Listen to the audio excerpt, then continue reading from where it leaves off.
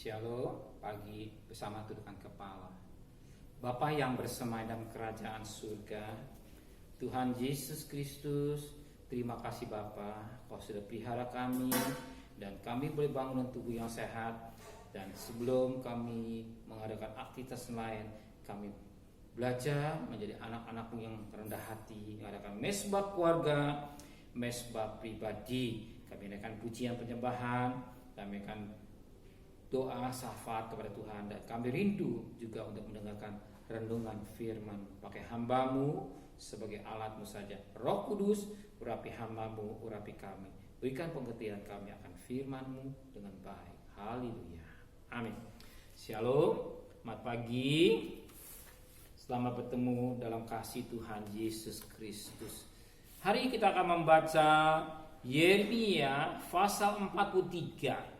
Yeremia pasal 43 ayat 8 sampai ayat yang ke-13. Yeremia pasal 43 ayat 8 sampai ayat 13. Yeremia bernubuat bahwa Mesir akan ditaklukkan oleh Nebukadnezar. Kemudian datanglah firman Tuhan kepada Yeremia di Tahpanhes.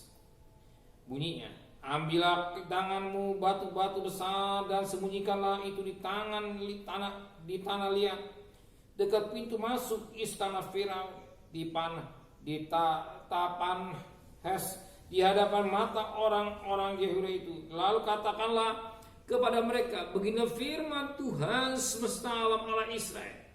Sesungguhnya aku mengutus mereka orang untuk menjemput Nebukadnezar Raja Babel, hambaku itu, supaya ia mendirikan tatanya di atas batu-batu yang telah kusuruh sembunyikan ini, dan membentangkan permadani kebesarannya di atasnya. Dan apabila ia datang, ia akan memukul tanah Mesir yang kemaut-kemautlah, yang ketawanan-ketawananlah, yang kepedang-kepedanglah. Ia akan menyalakan api di kuil-kuil para ilah Mesir, dan akan membakar atau mengangkutnya sebagai tawanan.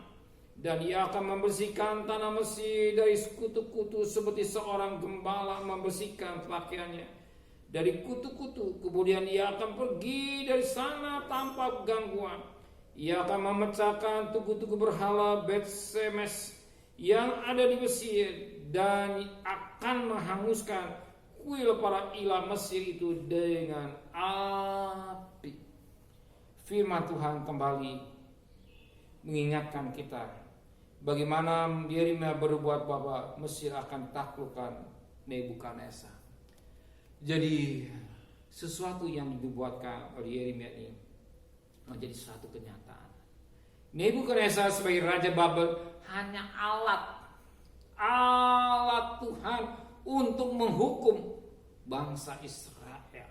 Sekalipun dia lari ke Mesir, gak bisa, akan dikejar. Kalau tidak mau diselesaikan, ya, dosa itu tetap harus dipertanggungjawabkan. Makanya mau ke maut lah, yang mau ke pedang bagian sepertinya, ya, dibiarkan. Dosa itu harus ditanggungjawab. Dan apa yang terjadi? Dia bangsa Israel tidak bisa menghindar akan didikan Tuhan. Akan didikan Tuhan, tidak bisa menghindar. Tidak bisa menghindar, sebagaimana firman Allah dalam Ibrani ayat pasal 12. Ibrani pasal 12 ayat yang ke-5 dan selanjutnya. Dan sudah lupakah kamu akan nasihat yang berbicara kepada kami? Kamu seperti anak-anak. Hai anakku, jangan anggap enteng didikan Tuhan, dan jangan asa apabila engkau diperingatkannya, karena Tuhan menghajar orang yang dikasihi, dan dia menyesal orang yang diakuinya sebagai anak. Ya, kamu harus tanggung ganjaran. Allah memperlakukan kamu seperti anak. Di manakah terdapat anak yang tidak dihajar oleh ayahnya?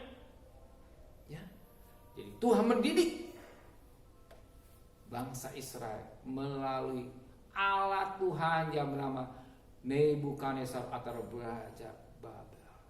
Dia tidak bisa lari dari kenyataan. Kalau dosa itu belum dibereskan, Dosa itu belum dibilang tetap akan dikejar. Camkan baik-baik. Hati-hati hidupnya kita jalani. Jangan main-main dengan dosa. Kalau dosa tidak diselesaikan, satu kita tetap dikejar.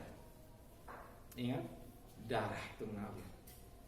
Habil, darah adikmu akan jadi saksi. Ya, betapa penting kita hidup dalam kesucian. Betapa penting kita hidup dalam kesucian. Jangan main-main dosa. Ya, jangan main-main dosa. Satu ya, kalau Tuhan didik, untuk apa? Untuk memperbaiki tingkah laku yang tidak baik. Bangsa Israel harus mengalami proses. Kenapa? Sebab bangsa Israel kekasih Allah. Dia harus tanggung. Ya, namanya kekasih Allah. Ya, dia dididik. Ya, sering kita malah didikan Tuhan. Karena apa? Ulah kita sendiri. Sering persoalan datang karena ulah sendiri.